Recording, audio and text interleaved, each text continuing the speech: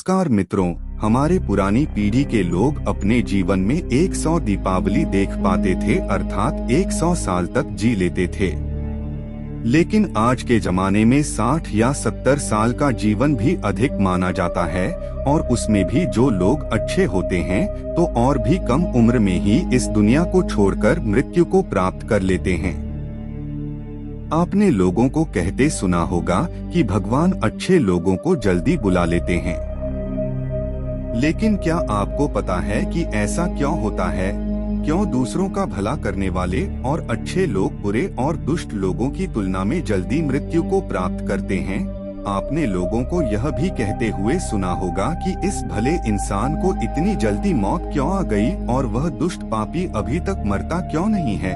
क्या सच में ऐसा होता है? क्या सच में इसका कोई कारण है?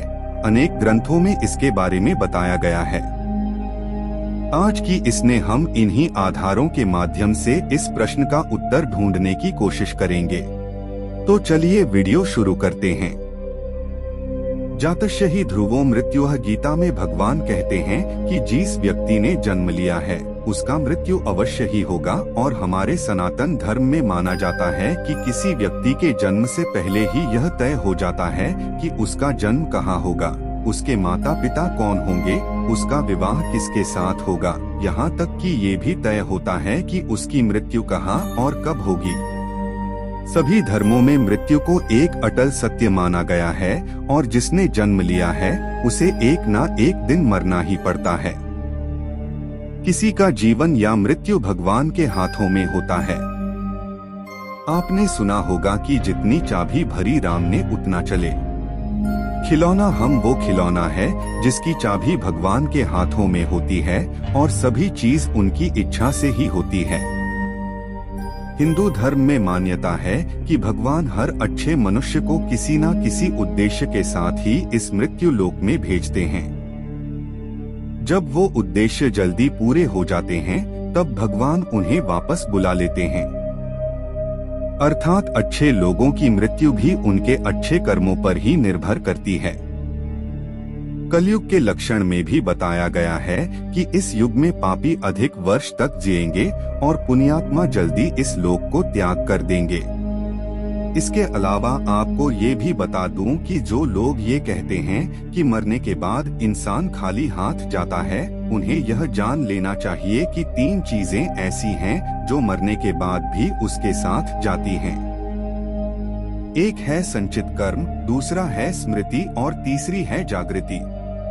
इसीलिए आप अब किसी से ये मत कहना कि आप खाली हाथ आए थे और खाली हाथ जाएंगे। हमें कई बार लगता है कि कुछ भले लोग या हमारे परिजन थे जो भले थे, कभी किसी का बुरा नहीं किया था, कभी किसी को सताया नहीं था, फिर भी भगवान ने उनको अपने पास इतनी जल्दी क्यों बुला लिया? उन्हें तो अच्छे कामों के बदले में ज्यादा जीना चाहिए था, तो भगवान ने ऐसा क्यों किया? तो आइए इस बात को समझते हैं।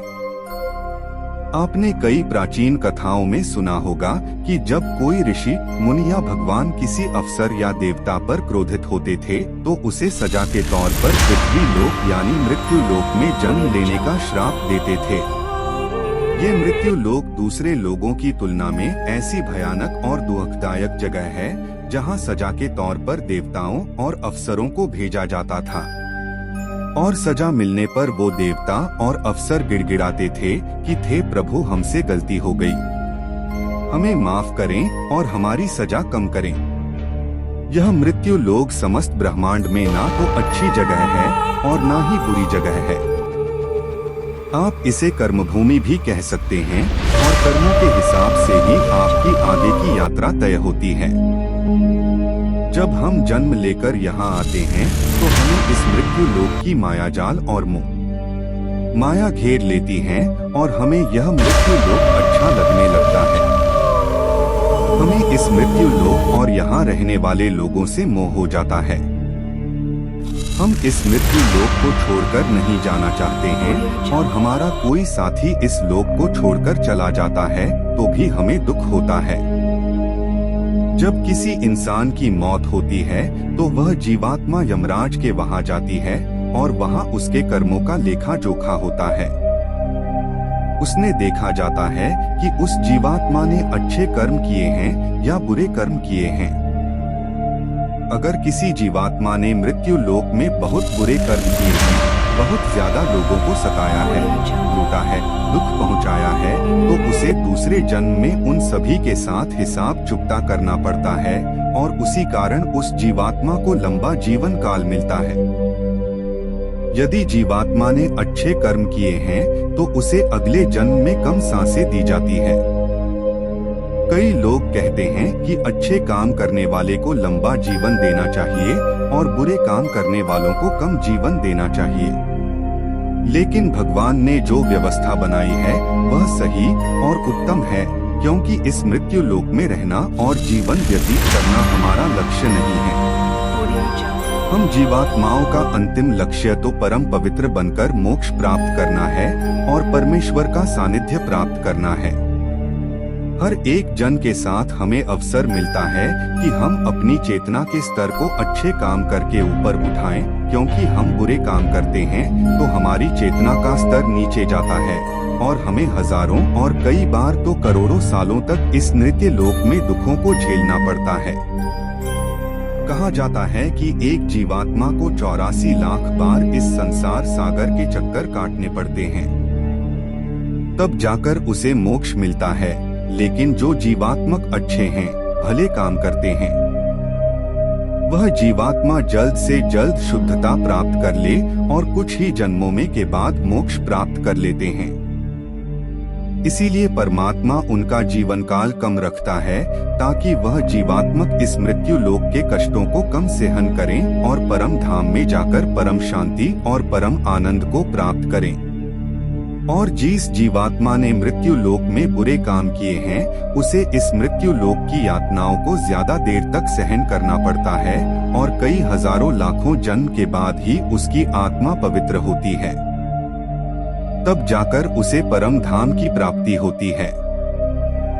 दूसरी बात यह है कि हमारा इस मृत्यु लोक में जन्म किसी न किसी उद्देश्य से होता है और जब वह उद्देश्य पूरा हो जाता है तो भगवान हमें वापस बुला लेते हैं।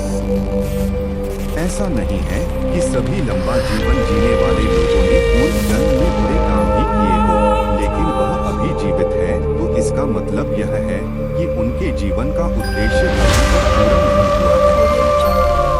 मित्रों, आप समझ गए होंगे कि अच्छे लोगों की मृत्यु जल्दी क्यों हो जाती है। तो हमारे जो भी प्रियजन थे और जिनकी मृत्यु जल्दी ही हो गई हो, पवित्र आत्मा थे और जीतने दिनों तक हमें उनका सानिध्य प्राप्त हुआ, वह हमारा सौभाग्य था।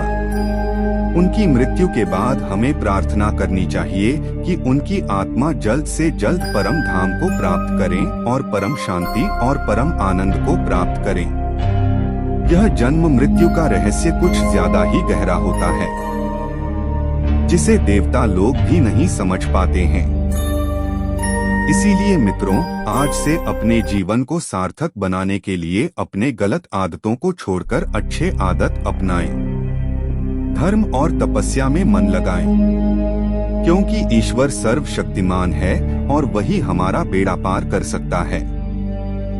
तो मित्रों, आज की यह वीडियो आपको पसंद आई है तो वीडियो को शेयर जरूर करें, क्योंकि हमारा मकसद